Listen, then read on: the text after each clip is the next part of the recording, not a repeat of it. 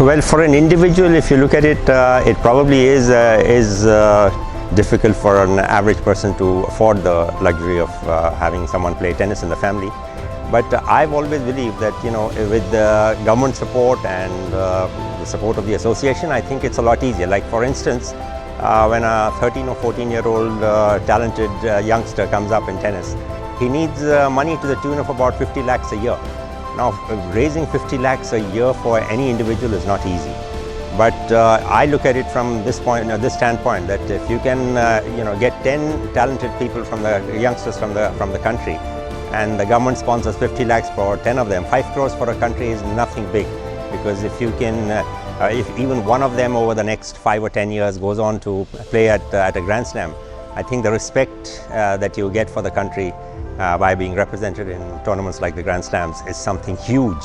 And I don't think 5 crores per year for a country to put into a game like tennis is very, very difficult.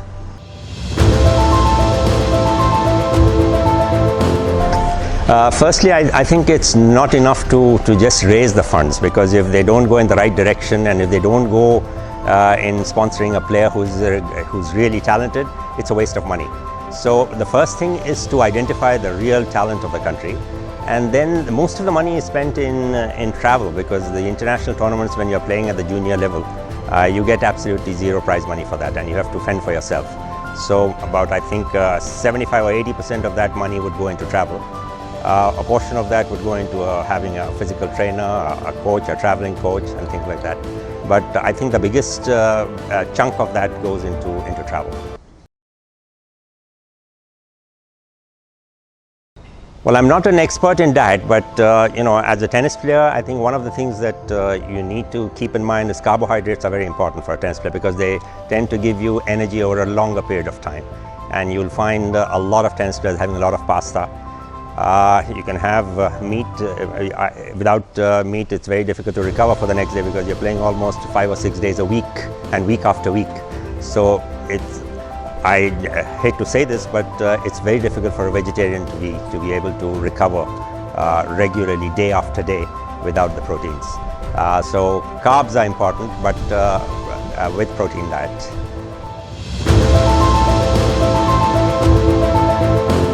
It's just not right to be playing tennis just for the sake of fame or just for the sake of earning money at a later stage. I think you need to have a great passion for it, a love for it. And that's something the whole family and the whole team needs to share, because there are so many things that you need to do which are not easy.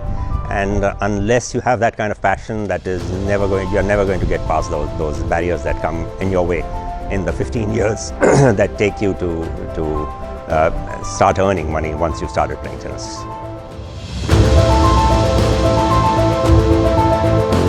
Yes, definitely. I think that has been a little bit disappointing for me, because people have seen Sania. I think for the first time they realized she was a super talent when she won the Junior Wimbledon in 2003. They thought she was an overnight sensation, but I really don't think she was, because it had already taken 10 years of effort to get there. And that was just the starting point, because she turned professional in 2002 and she's been there for the last 18 years. And the effort keeps on, and you have to keep the effort on, because it's not something that once you reach there that you can stop putting in that kind of effort. Because this is a sport that demands 100%, not just from the player but from the entire team. And I thought that a lot of parents today are expecting results within the first 6 months or 1 year, which is just not on. My standard answer to that is that it takes 10 years of playing on the tennis court once they've started before you can even decide whether they have a chance to make it or not. So that means another 5 years after that if you have a chance. So it's a long-term effort, and you have to enjoy the sport, you have to have a passion for sport, and you need to enjoy the struggle as well.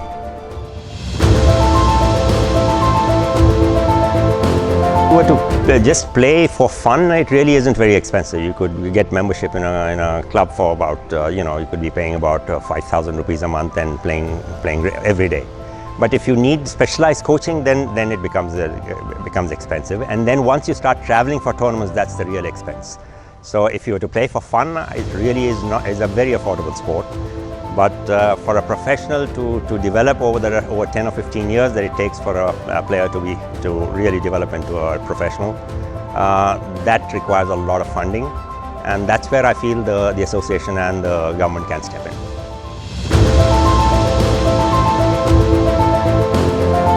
Yeah, like I said, you have to believe in yourself and really want to achieve something. That's the only way you can go about it, even as a parent. And I can also tell you that without parental support, it's virtually impossible to create a player. But having said that, if the parent doesn't work in the right direction, then it works negatively. Because if they don't do the right things, then it's never going to work, and it might work negatively.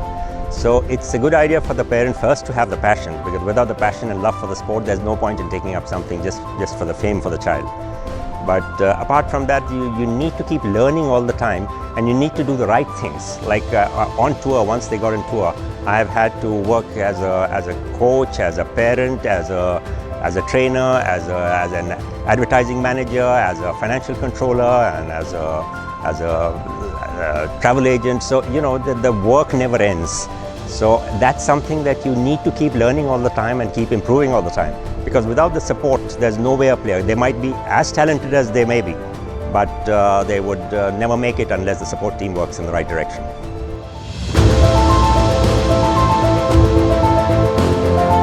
Actually, the government, I'm very pleased to say that the top scheme that the central government had, that has really worked wonders, because they supported the players who they thought would make it to the top level. Now that's a great scheme to have, and it has helped the country. But at the same time, I think what needs to be done is to spread the game around. And for that, funding needs to be done at the grassroots level. And that's something I think that is missing right now. Because the more the players there are for interested in or playing the game, the more the chance of producing some real talent out of that. So I think at the grassroots level, a lot of work needs to be done. But in the middle and top level, I think the government has taken a good stand. No, absolutely. We are very far behind as far as facilities go at the grassroots level. There were some suggestions actually made to some of the prominent people of our city and state. Like things like if you want to spread tennis, you need more tennis courts for sure. That's something that is lacking. So one of my suggestions was that every time a high-rise building is granted permission, they should also have a facility for having a tennis court on the terrace. That would add to the facilities given by the builder, and it would also enhance the sport and give a few more courts in the country. So if there are about, say, 500 buildings being sanctioned in Hyderabad, you could have 500 courts if they were all built on that. You don't need any space for that if you're doing it on the terrace. So these are certain things that can be done, and I'm sure the owners of the apartments in the buildings will be willing to pay for the facility of having a tennis court on their terrace. And that's the only way you can get more people. If without courts, how are you going to produce tennis players?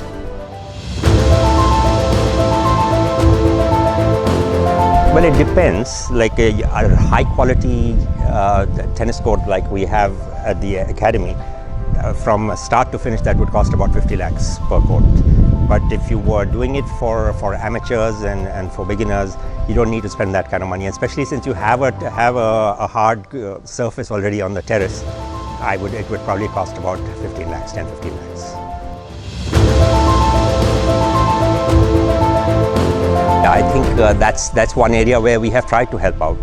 That we have a scheme for rural players in our academy, in the Sania Mirza Tennis Academy, and we try to support anyone who's talented, and we don't charge them when we see talent around, because talent can come from anywhere.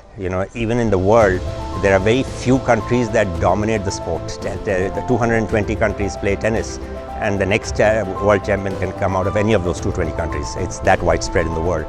And that's what we want to do. The talent can come out of a rural area, it can come from the poorest of the poor, and that's something I think is very close to our hearts. And we need more people to try and encourage poorer people to get into the game.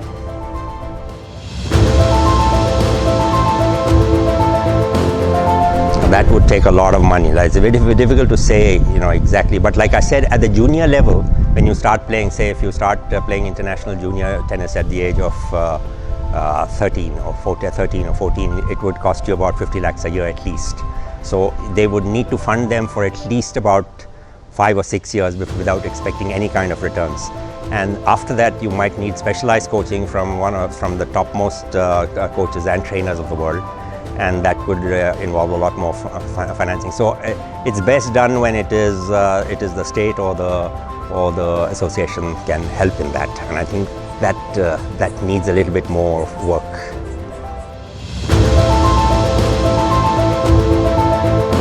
I think tennis is one sport where the inequality is way less, because the prize money at the Grand Slams is equal for men and women, and very few sports have that kind of thing. And even though in some of the men's tournaments, apart from the Grand Slams, the prize money is higher compared to the women, but overall I don't think women need to complain. And we have to thank people like Billie Jean King, who started off this campaign to have equal prize money for women. That has really brought the women up to the level of the men.